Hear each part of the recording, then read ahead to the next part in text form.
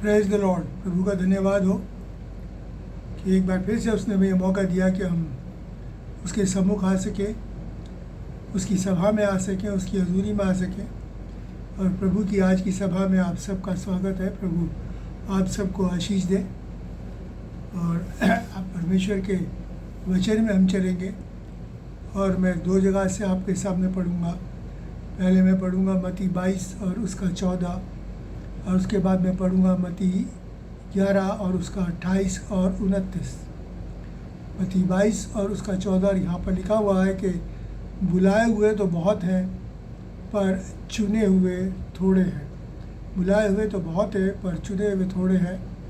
और मत्ती 11 और उसका 28 और 29 में यहाँ खुदा का कलाम मेरे और आपको बताता है। यहाँ पर इस तरीके से परमेश्वर के वचन में लिखा हुआ है, हे सब परिश्रम करने वालों और बोझ से दबे हुए लोगों, मेरे पास आओ, मैं तुम्हें विश्राम दूंगा। मेरा जुआ अपने ऊपर उठा लो और मुझसे सीखो, क्योंकि मैं नम्र और मन का दीन हूँ। तुम अपने मन में विश्राम पाओगे। तुम अपने मन में विश्राम पाओगे, आराम पाओगे। और ये दो जगह से हमने आपके सामने पढ़ा। परमेश्वर अपने वचन के पढ़े और सुने जाने पर बहुतायत से आशीष दे। और इन दोनों जगहों पर हमने एक ही बात देखी, वो ख़ास थी, वो थी परमेश्वर की बुलाहट। पहले वो कहता है कि बुलाए हुए तो बहुत है पर चुने हुए थोड़े हैं। दूसरी जगह से हमने पढ़ा, वहाँ पर लिखा है कि ये सब परिश्रम करने वालों और बोझ से दबे लोगों, मेरे पास आओ। परमेश्वर जो है वो अपने पास बुलाता है। और आज इसी बुलाहट के विषय में हम कुछ बातों को जानेंगे खुदा के कलाम से। पहली चीज़ जो हम जानेंगे वो ये है कि जैसे कि अभी हमने पढ़ा कि बुलाहट क्या है। दूसरी बात देखेंगे कि हमें क्यों बुलाया है। तीसरी बात हम देखेंगे कि किसने बुलाया है।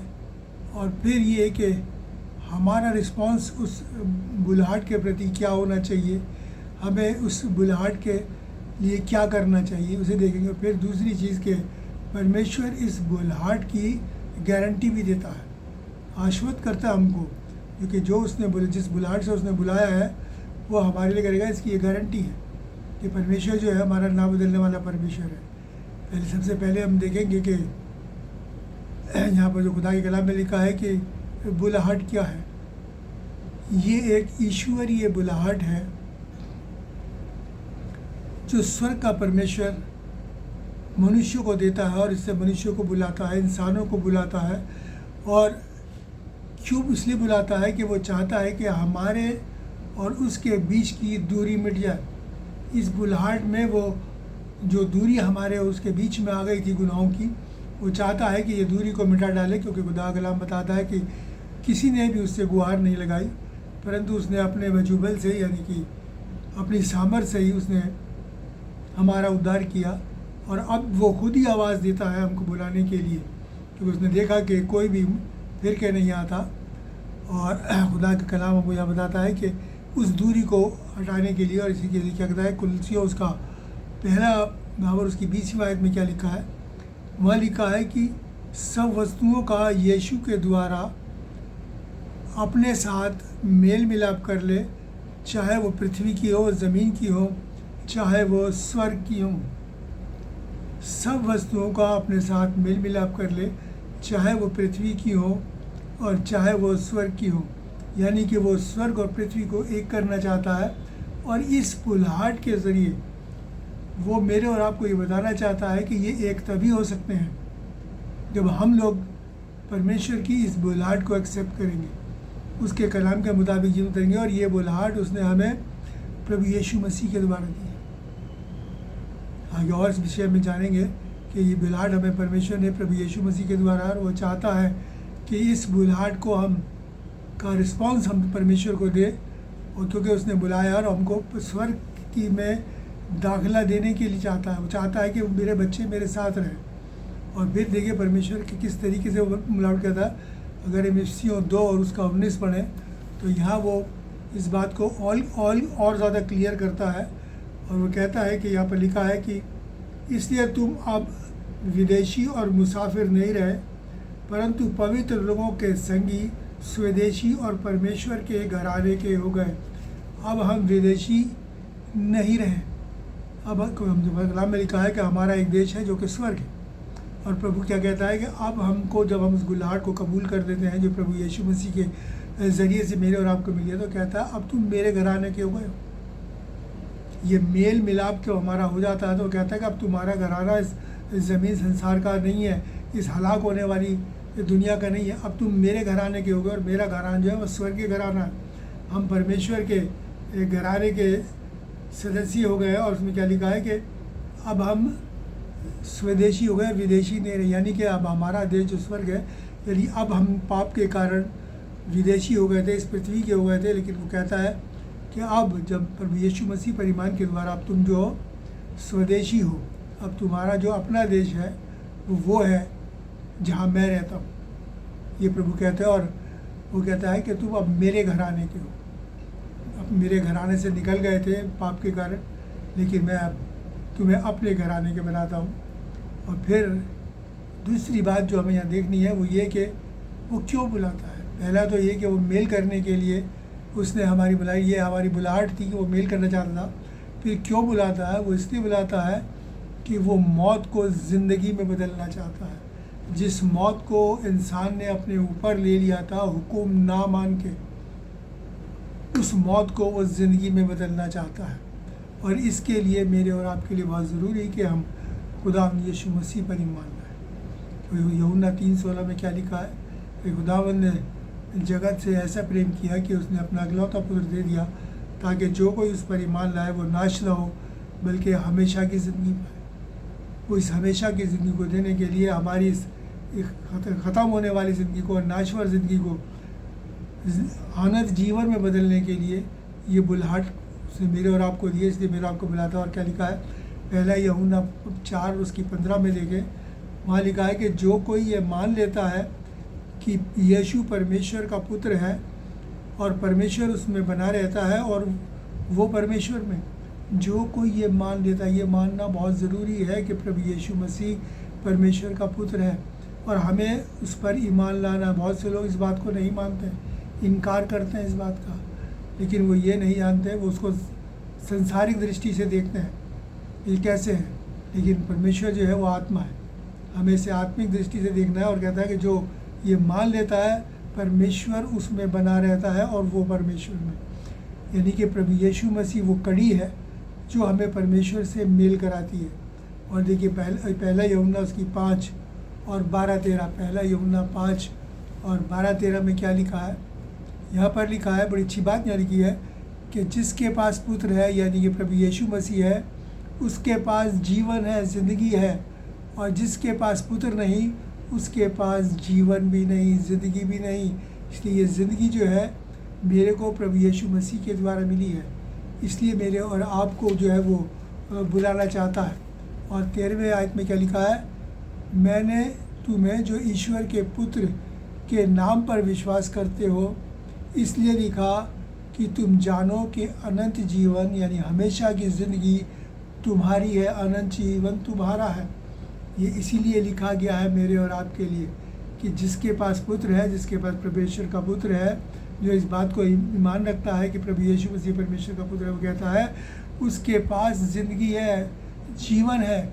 और ऐसा जीवन जो हमेशा का जीवन है, वह जीवन जो है परमेश्वर मेरे और आपको प्रभु यीशु मसीह के ज़रिए से देना चाहता है। और ये कि हमने क्यों बुलाया? इसीलिए बुलाया ताकि वो हमेशा की ज़िंदगी दे। और इसीलिए अगर हम पढ़ें कि 2 तीमुथियुस और उसका पहला बाब और 10वीं आयत, 2 तीमुथियुस उसका पहला बाब और उसकी 10वीं आयत, और यहाँ पर लिखा है कि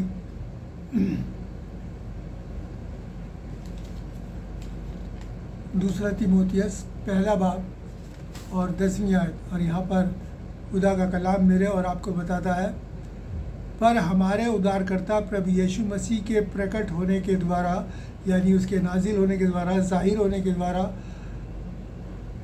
प्रकाशित हुआ, जिसने मृत्यु का नाश किया और जीवन और अमरता को सुसमाचार यानी इस गुड न्यूज़ के द्वारा प्रकाशमान किया यानी कि रोशन किया। किया कि प्रभु यीशु मसीह ने के ज़रिए से उसने मौत को नाश कर दिया और उसने मौत पे फतह पाई, मुर्दों में से जी उठा।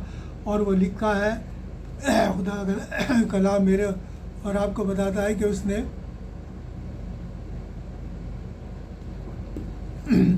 मेरे और आपकी ज़िंदगी में वो रोशनी दी जो हमेशा की ज़िंदगी की है। मेरे और आपकी ज़िंदगियों को उसने रोशन कर दिया, प्रकाशमान कर दिया। अब प्रभु यीशु मसीह ने क्या कहा, मैं जगत की ज्योति हूँ। और उसके बाद वो मती में क्या कहते हैं कि तुम जगत की ज्योति हो। उसने वो ज्योति मेरे और आपके अंदर ईमान के ज़रिए उतर जाती है और अब हम वही ज्योति बन जाते हैं जो प्रभु यीशु मसीह की है। तो हमें इसीलिए उसने बुलाया कि वो हमें मौत को ज़िंदगी में बदल दे और हमें अपने घराने का बना ले। और तीसरी बात जो हम यहाँ देखने जा रहे हैं वो ये है कि किसने बुलाया। जैसे कि मैंने अभी कहा कि परमेश्वर की ये बुलाहट है और ये बुलाहट प्रभु यीशु मसीह ने के ज़रिए से परमेश्वर ने खुदा बाप ने मेरे और आपको दी है। ये बुलाहट प्रभु यीशु मसीह के ज़रिए से मेरे और आप तक पहुंची है। अगर हम पढ़ें इब्रानियों उसका पहला बाब और उसकी 1 और 2, इब्रानियों 1 और उसकी 1 और 2, और वहाँ पर यह लिखा है, पूर्व युग में यानी कि पहले समय में परमेश्वर ने बाप दादों से बहुत थोड़ा थोड़ा करके हमारे बुज़ुर्गों से बातचीत की और भांति भांति से तरह तरह से भविष्यवक्ताओं यानी नबियों के द्वारा बातें की। खुदावन ने हमें शुरू से बताता आया, चिताता गया कि बातें करके, और इन अंतिम दिनों में हमसे पुत्र के द्वारा बात की। इस आखिरी दिनों में प्रभु खुदा बाप ने हमसे अपने बेटे के ज़रिए बात करी। इसलिए मैंने कहा कि ये बुलाने वाला जो है खुदा बाप अपने बेटे के ज़रिए यानी प्रभु यीशु मसीह के ज़रिए मेरे और आपको बुलाता है। और मेरे और आपको इसीलिए इस बुलाहट के बारे में बहुत ज़्यादा सीरियस होना है। और ये मैंने बताऊँ कि अंत के दिनों की ये परमेश्वर की जो बुलाहट है जिसमें कि वो चाहता है कि इंसान वापस फिरे, और ये मेरे और आपके लिए आखिरी कॉल है, एक आखिरी चेतावनी है, एक आखिरी मैसेज है जो परमेश्वर प्रभु यीशु मसीह के ज़रिए उसने आज से लगभग 2000 साल पहले मेरे और आपको दे दिया और इस वचन में, इस कलाम में डाल दिया। अब और कोई चेतावनी हमारे पास नहीं है, केवल ये कि हम इस कलाम के मुताबिक अपने ज़िंदगी को बिता सकें, क्योंकि ये आखिरी चेतावनी प्रभु यीशु मसीह के द्वारा साफ लिखा है कि अंतिम दिनों में पुत्र के द्वारा, यह आखिर के दिन है, प्रभु यीशु मसीह कभी भी प्रकट हो सकते हैं, कभी भी प्रकट हो सकते हैं। और इसलिए और उसने इस बुलाहट को, यानी कि उसने सिर्फ यूँ कह दिया कि दुख और बोझ से दबे लोगों मेरे पास आओ मैं तुम्हें आराम दूंगा। इस आराम को देने के लिए वो कितना बेआराम हुआ है, इसको भी तो देख ले कि उसने बहुत कुछ सहा है मेरे आपको। उसने ऐसे ही नहीं बुलाया, उसने हमारा कहता है वो परीक्षा में हमारी सहायता कर सकता है, क्योंकि वो खुद इस आजमाइशों से, परीक्षा मतलब आजमाइशों से गुजरा है। अब देखें खुदा कलाम क्या कहता है, अगर हम यशाया नबी उसका 35 और 5 और 7 और 12 पढ़ें, यशाया 5-35, यशाया की नबी की किताब उसका 53वां बाब और उसकी 5 से 7 और उसके बाद 12वीं आयत। और यहाँ पर क्या लिखा है, यशाया 53 5 से 7, और यहाँ पर क्या लिखा है, परंतु वह हमारे अपराधों के कारण घायल हुआ, वह हमारे ही अधर्म के कामों के कारण कुचला गया, हमारी ही शांति के लिए उस पर ताड़ना पड़ी, लानतान पड़ी और उसके कोड़े खाने से कि हम उसके कोड़े खाने से चंगे हो जाएं। हम तो सब के सब भेड़ों के समान भटक गए थे, हम सब ने अपना अपना मार्ग लिया और परमेश्वर ने हम सबों के अधर्म का यानी गुनाहों का बोझ उस पर लाद दिया। और उसके बाद क्या लिखा है, वो सताया गया तो अभी सहता रहा और अपना मुँह ना खोला, जिस प्रकार भेड़ अपने बाल कतरने वालों के सामने चुप रहती है, उसी तरह उसने भी अपना मुँह ना खोला। और 12वीं आयत में क्या लिखा है, क्योंकि वह अपना प्राण मृत्यु के लिए उंडेलता है, यानी मौत के लिए उंडेलता है, मृत्यु के लिए उंडेल दिया, वह अपराधियों के संग, गुनहगारों के संग गिना गया, तो अभी उसने बहुतों के पाप का बोझ उठा लिया और गुनहगारों के लिए विनती करता है, रिक्वेस्ट करता है। इल्तिजा करता है सलीब से। उसने कहा बाप इन्हें माफ़ कर क्योंकि नहीं जानते। तो हम सब भटक गए थे, सब ने अपने अपने रास्ते चुन लिए थे, लेकिन खुदा बाप ने क्या करा, उसको क्या करा, हमारे सब के गुनाहों का बोझ उसके ऊपर डाल दिया। वो सहता रहा। लोग तो उसे लान तान करते रहे, मारते रहे, उसके कोड़े मारे, उसके सिर पर कांटों का ताज लगाया, हाथों पैरों में कीले ठोकी, सीने में बस पसरी भाला मारा। वो सब सहता रहा। किसके लिए? ताकि मेरे और आपको आराम दे दे। वो इतना बेआराम हुआ कि वो मेरे और आपको आराम दे दे। इसीलिए वो कह सका कि दुख और बोझ से दबे लोगों, परिश्रम करने वालों को मेरे पास आओ, मैं तुम्हें आराम दूंगा। मेरे और आपको आराम देने के लिए वो उसने ये सब कुछ सहा। और इतना सब कुछ सहने के बाद भी अगर हम उसकी बुलाहट की तरफ ध्यान नहीं देते और उसकी तरफ नहीं सुनते, तो मैं आपको बताना चाहता हूँ कि जब प्रभु यीशु मसीह दोबारा आएगा, उसके दोबारा आने का जो समय है वो उनके लिए जो इस बुलाहट को नहीं एक्सेप्ट करते, बहुत ही ज़्यादा ख़तरनाक समय होगा। उस विषय पे मैं अभी नहीं जाना चाहता क्योंकि वो दूसरा विषय है और वो बहुत ही भयानक दिन होगा। क्योंकि अभी उद्धार का दिन है। परमेश्वर हर एक को चाहता है कि वो उद्धार को यानी नजात को पाले, और इसीलिए उस दिन के से बचाना चाहता है। उसमें लिखा है वो अंधियारे का दिन होगा, वो रोने और पीटने का दिन होगा। इसलिए वो उस दिन से मेरे और आपको बचाना चाहता है, उस भयानक दिन से। इसलिए इतना सहने के बाद भी अगर हम नहीं माने तो फिर हमारे लिए न्याय का टाइम दिन होगा। और वो न्याय का दिन जब आएगा, उस दिन फिर कोई भी इल्तिजा नहीं सुनी जाएगी। वो सिर्फ़ और सिर्फ मेरा और आपका इंसाफ करेगा। जिन्होंने पाप किया है उन्हें हमेशा की मौत देगा, और जो उस बुलाहट को जिन्होंने एक्सेप्ट किया उसके मुताबिक चले, उन्हें हमेशा की ज़िंदगी देगा। चौथी चीज़ जो आज हम देखेंगे कि हमें इस बुलाहट के अनुरूप योग्य काम करना है, इस बुलाहट के मुताबिक काम करना है। क्योंकि खुदा का कलाम जैसे कि जा रहे इफ्सियों और उसके 4 और 1 में क्या लिखा है कि जिस बुलाहट से तुम बुलाए गए हो उसके योग्य यानी उसके मुताबिक चाल चलो। जिस बुलाहट से तुम बुलाए गए हो उसके मुताबिक चाल चलो। ये मेरे और आपको करना है उस बुलाहट के मुताबिक। वो एक पाक तरीन बुलाहट है, वो स्वर्ग के परमेश्वर की बुलाहट है, वो उस प्रभु यीशु मसीह की बुलाहट है जो स्वर्ग का मालिक है। और वो हमारा बुलाने वाला पवित्र है, इसलिए हमारी बुलाहट भी पवित्र है। और देखिए दूसरा तीमुथियुस 1:9 में क्या कहता है, खुदा का कलाम में लिखा है, जिसने हमारा उद्धार किया और पवित्र बुलाहट से बुलाया।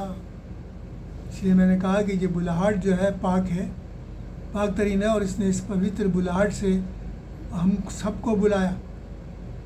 और इसलिए मेरे और आपको वो पाकीज़गी का जीवन, वो पाकीज़गी की ज़िंदगी जीनी है जिस पाकीज़गी से प्रभु यीशु मसीह ने हम सबको बुलाया है। क्योंकि वो पवित्र है, सिद्ध है, इसलिए मेरे और आपको भी ऐसा बनना है। उसमें खुदा का कलाम मेरे और आपको कहता है कि उसके अंदर कोई भी धब्बा नहीं है। तो इसलिए हम उन धब्बों को लेके जो हमारे ऊपर है पाप के गुनाहों के, उसके साथ उस स्वर्ग राज्य में नहीं जा सकते। क्योंकि वहाँ पर लिखा है कोई भी अपवित्र वस्तु, नापाक चीज़ दाखिल नहीं हो सकती। इसलिए मेरे और आपको इस बुलाहट को एक्सेप्ट करके उसके मुताबिक काम करना है। और जैसे कि मैंने कहा बुलाहट पवित्र है और बुलाने वाला पवित्र है, तो उसके पीछे पीछे उसी पवित्रता से चलना है। हमें उसके आज्ञाकारी होना है, उसके हुक्मों को मानना है। क्योंकि पूरी बुलाहट का में जो हुक्म है जिसके मुताबिक मेरे और आपको चलना है, वो पाक कलाम में दिए हुए हैं। इसे पढ़िए, इसका मनन कीजिए और जानिए कि वो प्रभु क्या कहता है और कैसे मेरे और आपको चलना है उसके पीछे। और देखिए खुदा का कलाम क्या कहता है उसके पीछे चलने पे, उसके आज्ञाकारी होने में। पहले शमूएल 15 और 22 में यहाँ खुदा का कलाम मेरे और आपको बताता है। यहाँ लिखा है कि प्रभु अपने वरदानों प्रभु बलिदानों से उतना प्रसन्न नहीं होता जितना अपनी बात के माने जाने से प्रसन्न होता है। प्रभु सेक्रीफाइस से, कुर्बानियों से उतना खुश नहीं होता जितना कि अपनी बात के माने जाने से खुश होता है। यानी कि हम अपनी ज़िंदगी में सोचा हमने ये यहाँ पर दान दे दिया, यहाँ पर दान दे दिया, ये काम कर दिया, वो काम कर दिया, खुदा कहता है मैं इससे इतना खुश नहीं था। वो इस बात से खुश होता है कि हम उसका कहना माने, जो उसके कलाम में लिखा है वो करें। क्योंकि ये दान, हम दाऊद बड़ी अच्छी बात कहते हैं कि मैंने तुझे क्या दिया, जबकि उसने सारा सोना जो उसके पास था राजा का वो उसने दे दिया था। और फिर भी वो क्या कहता है कि हम तुझे क्या तुझसे लेते हैं और तुझी को देते हैं, तुझसे ही पाके तो हमने दिया है। और इसी तरीके से हम जो खुदा को देते हैं, हम सोचते हैं हम दान दे दिया, ये दे दिया, अपना समय दे दिया। अरे खुदा ने हमको दिया है, जब भी तो हमने दिया है। लेकिन खुदा क्या कहता है कि वो नहीं, जो मैंने तुम्हें दिया है उसको अपनाओ, और ये कलाम उस पाकीज़गी को अपनाओ जो कि आत्मा के फलों के अंदर पाई जाती है, उसको अपनाओ। वो तुम्हें मेरे पास लेके आएगी, उस हमेशा की ज़िंदगी में लेके आएगी। और परमेश्वर का वचन कहता है कि इसलिए मेरे और आपको ज़रूरी है, ये हमारा फ़र्ज़ बनता है, कर्तव्य बनता है कि हम उस कलाम के मुताबिक जो खुदा ने मेरे और आपको दिया है, ये बाइबल जो दी है, इसके मुताबिक अपनी ज़िंदगी को बिताएं, व्यतीत करें। और अब इसके बाद की एक मिसाल भी मैं आपको बड़ी अच्छी देना चाहता हूँ जो बाइबल के अंदर है। हम जानते हैं कि मूसा ने गुनाह किया, और जो गुनाह किया उसने, उसके बाद वो उस प्रतिज्ञा करे हुए उस प्रॉमिस लैंड में नहीं जा सका। जबकि खुदा की नज़र में मूसे के लिए लिखा है, खुदा ने खुद कलाम में लिखा कि दुनिया में सबसे नम्र व्यक्ति जो था वो मूसा था, खुदा का कहना मानने वाला जो था वो मूसा था। लेकिन एक जगह वो चूक कर गया। इस बात को, वाक्य को मैं पूरा तो आपके सामने नहीं पढ़ूंगा, गिनती 20 और उसके 8 से 24 से पूरा वाक्य पढ़ सकते हैं, लेकिन मैं एक दो वर्ष आपके साथ शेयर करूंगा। 20 और 8 के अंदर लिखा है कि जब बनी इसराइल कहाँ पहुँचे, सिने जंगल में, सिने पर्वत पर नहीं, सिने जंगल में पहुँचे, तो वहाँ पर क्या लिखा है कि उनके पास पानी की कमी हो गई। उनके पास, उनके मवेशियों के पास पीने के लिए पानी नहीं था। तब वो खुदा के पास गए, मूसा हारून, और उसके सामने विनती की। तब खुदा ने कहा कि यहाँ से जा और वो जो चट्टान है उससे बातें कर। अब मूसा जो था चला और जाके उसने क्या करा, चट्टान से बातें नहीं करी, बल्कि क्या करा, उसने 2 बार चट्टान पर लाठी मारी, और बल्कि इजराइलियों को उलाहना दिया कि मैं कब तक तुम्हारे लिए करता रहूँगा। जबकि करने वाला मूसा नहीं था, खुद खुदावंद था जो मूसा को बताता था हिदायत, अब ये करेगा, और वो खुद करता था। लेकिन वो कहता है कि तुमने मेरे नाम को महिमा नहीं दी, मुझे महिमा नहीं दी, और तूने उसमें 2 बार लाठी मारी, क्योंकि लाठी मारने को नहीं कहा गया था। अब चट्टान से कैसे बात कही जा सकती है? तो जानिए वो चट्टान क्या थी। अगर हम देखें कुरिन्थियों 10 और उसके 4 में क्या लिखा है, जो चट्टान उनके साथ साथ चलती थी वो मसीह था। यानी ये खुदावंद यीशु मसीह खुद उनके साथ साथ चलता था, स्वर्ग का मालिक खुदा उनके साथ साथ चलता था। और उन्होंने वो लाठी मूसा ने काहे पे मारी, उस चट्टान पर, जो चट्टान उनके साथ साथ चलती थी, यानी कि मसीह के ऊपर। और खुदा इस बात से नाराज़ हुआ कि तूने क्या किया, मैंने तुझे क्या कहा था और तूने क्या किया। और इसी की गिनती जो है 20 की 24वीं आयत में आपके सामने पढ़ूँ, वहाँ का खुदा का कलाम क्या कहता है।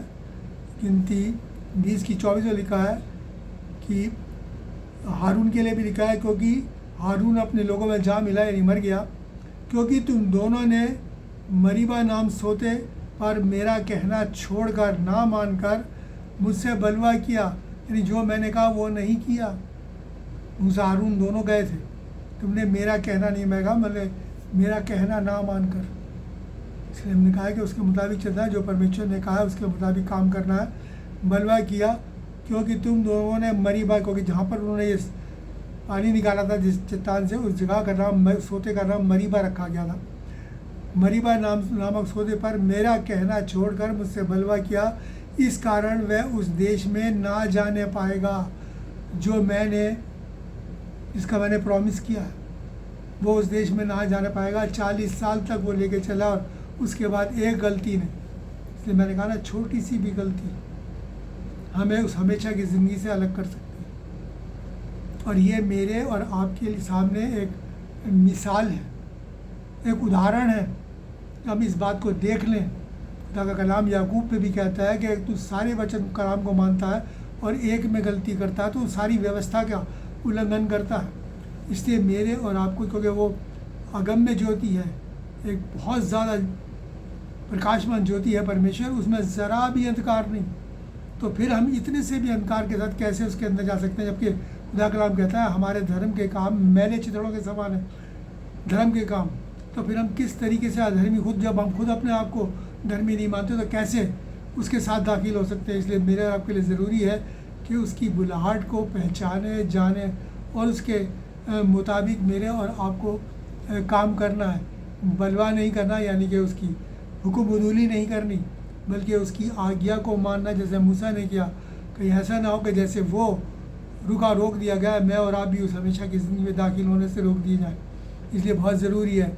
और एक बात और बता दूँ, जिस वक़्त खुदा की कौम मिस्र देश से निकली थी, उस वक़्त जितने लोग वहाँ से निकले थे वो 6,30,000 550 थे। 6,30,000 550 20 साल और उससे ऊपर के जवान थे, जिसमें बच्चों की गिनती नहीं है, उससे नीचे लोगों की गिनती नहीं है।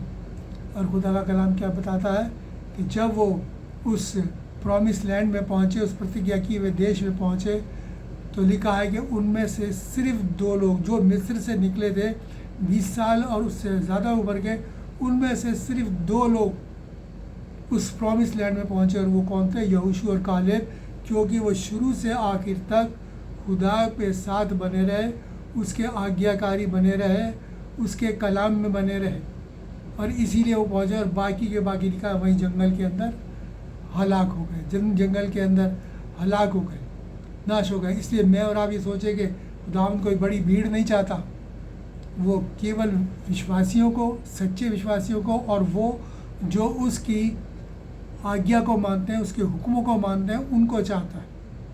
इस बात से वो खुश होता है उन लोगों से जो उसकी आज्ञा को मानते हैं, उसके हुक्मों को मानते हैं।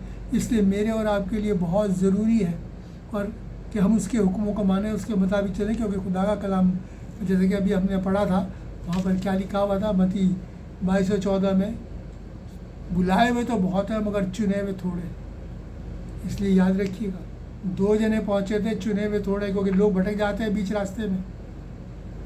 और इसीलिए खुदा के कलाम में लिखा है कि शैतान की आखिर के दिनों में ये कोशिश है कि हो सके तो चुने हुए को बहका दे। मूसा को बुलाया और चुना, लेकिन क्या हुआ? फिर भी वो क्रोध में आ गया, गुस्से में आ गया, और वो बहकावे में आ गया। इसलिए मेरे प्यारे भाई बहनों, शैतान पूरे ज़ोर के साथ उतरा हुआ है और वो नहीं चाहता कि कोई भी उस हमेशा की ज़िंदगी में दाखिल हो। इसलिए मेरे और आपको उसके हुक्मों से नहीं टलना है, उसी के मुताबिक रहा है। जो कहा है वो ही करना है, जो इसमें लिखा है सिर्फ वो ही करना है। अपनी समझ और अपनी अकल नहीं दौड़ानी कि इसका मतलब ये है, इसका मतलब ये है, और यहाँ पर ये लिखा है, नहीं। सिर्फ जो कलाम में मेरे और आपको दे दिया, मेरे और आपको वही अपनी ज़िंदगी के अंदर उतारना है। और फिर देखिए खुदा का वचन आगे अगर हम पढ़ें तो आगे क्या कहता है कि अगर हम रोमियो 11 और उसकी 29 में जैसे लिखा है कि रोमियो 11 उसकी 29 में लिखा है कि परमेश्वर के वरदान और बुलाहट अटल हैं। यानी कि बता दें हमारा जो 5वां वो ये है कि परमेश्वर ने हमें गारंटी दी है अपनी बुलाहट की, कि वो अपनी बुलाहट से पीछे नहीं हटता। और लिखा है कि परमेश्वर के वरदान और उसकी बुलाहट अटल है, मतलब ना टलने वाली है, वो किसी भी तरीके से उससे पीछे नहीं हटेगा। और देखिए अगर हम भजन संहिता साम 119 और उसकी 160 को पढ़ें तो वहाँ पर क्या लिखा है? साम 119 की 160 में कि तेरा सारा वचन सच है और तेरा एक एक धर्म में नियम सदा काल तक अटल है। तेरे जो विधि और नियम है, तेरे जो रूल्स और रेगुलेशंस हैं, वो सदा काल तक अटल हैं। जो तूने कह दिया तू उसे नहीं बदलेगा। जबकि खुदावंद को कोई गारंटी देने की ज़रूरत नहीं, क्योंकि उसने तो जो कह दिया वो कर दिया। इसलिए मेरे और आपको वो हमारे कम ईमान के कारण वो इस बात की गारंटी भी देता है कि मेरे और आपको ये सोचना है, ये जान लें कि प्रभु ने कह दिया वो मेरे और आपके लिए करेगा। वो अपने वचन से फिरेगा नहीं, अगर हम उसकी तरफ फिरेंगे वो हमें थाम लेगा और हमें उस हमेशा की ज़िंदगी के अंदर ले जाएगा। इसलिए मेरे और आपके लिए बहुत ज़रूरी है कि इस अटल वचन को, इस अटल बुलाहट को एक्सेप्ट करें, उसके मुताबिक अपने ज़िंदगियों को व्यतीत करें, क्योंकि ये बुलाहट भी मेरे और आपके लिए एक वरदान से कम नहीं, एक किसी बड़े ब्लेसिंग से कम नहीं। ये सोचिए कि आज उस बुलाहट के मुताबिक हम सब खुदा के बेटे और बेटियां कहलाते हैं, उसके बच्चे उसके घराने के कहलाते हैं। ये कोई छोटी बुलाहट नहीं है और इसके साथ साथ वो हमें हमेशा की ज़िंदगी में अपने साथ ले जाएगा। हमारे नाम के आगे मरने के बाद स्वर्ग लिखने से हम स्वर्ग नहीं हो जाते, स्वर्ग नहीं पहुंच जाते। हमारे जो काम है, जो इस कलाम के अंदर लिखे, उनको करने के द्वारा, खुदा के हुक्म को मानने के ज़रिए मैं और आप स्वर्गीय हो जाते हैं। यानी कि तब हम उस स्वर्ग में दाखिल होने के योग्य हो जाते हैं। इसलिए हम इस बुलाहट को अपनी ज़िंदगी में उतार लें। पहला संडे है आज और हम सब जानते हैं कि हम खुदा के मेज़ के सामने मौजूद होंगे अशाराबानी में। तो ये अशाराबानी, ये खुदावंद की मेज़ जो है, ये भी उस बुलाहट का प्रमाण है, सबूत है, जो उसने अपने बेटे के बदन और लहू से मेरे और आपके लिए तैयार की है। वो मेरे और आपको बुलाता है इस बुलाहट के ज़रिए कि हम इस बुलाहट को एक्सेप्ट करें, क्योंकि जो नहीं मानेंगे उनके लिए आने वाला समय जो है वो बहुत ही ज़्यादा भयानक होने वाला है। खुदा अपने कलाम पर बरकत दे। आइए हम दुआ करें। हे स्वर्गीय पिता, महान और दयालु परमेश्वर, तेरा धन्यवाद करते हैं तेरी इस पवित्र बुलाहट के लिए जो तूने हम पापियों को दी और चाहता है कि हम तेरे पास आए, इस बुलाहट को सुन के और पिता परमेश्वर अपने अधर्मों से मुक्ति पाएँ, उनको छोड़ें और पिता परमेश्वर तेरे प्रिय पुत्र प्रभु यीशु मसीह पर ईमान लाएं, ताकि पिता परमेश्वर हम हलाक ना हो बल्कि हमेशा की इस ज़िंदगी पाएँ। इस वचन को हम सब के हृदयों में उतार दें, ऐसा मन दे, इसे एक्सेप्ट करें और इसके मुताबिक अपनी ज़िंदगी को व्यतीत करके बसर करके प्यारे बाप आसमानी उस जन्नत के वारिस हो सके जो तू हमें दिया जाता है। सबके लिए आशीष मांगते हुए प्रार्थना प्रभु यीशु के नाम से मांगते हैं, आमीन। अब हमारे खुदा यीशु मसीह का फजल, खुदा बाप की मोहब्बत और पाक रूह की हिफाजत हम सब के साथ और तमाम मसीह ईमानदारों के साथ अब से लेकर हमेशा तक होती है, आमीन। प्रभु आप सबको आशीष दे। मैं फिर से निवेदन करूँगा कि आप इस कलाम को ज़्यादा से ज़्यादा शेयर करें, सब्सक्राइब करें, ताकि ये कलाम दुनिया के छोर तक पहुँचे जिन्होंने भी अभी भी प्रभु यीशु मसीह की इस बुलाहट को नहीं पहचाना और नहीं कबूला है, वो भी उसे कबूलें, एक्सेप्ट करें और हमेशा की ज़िंदगी पाएँ। Thank you and God bless you.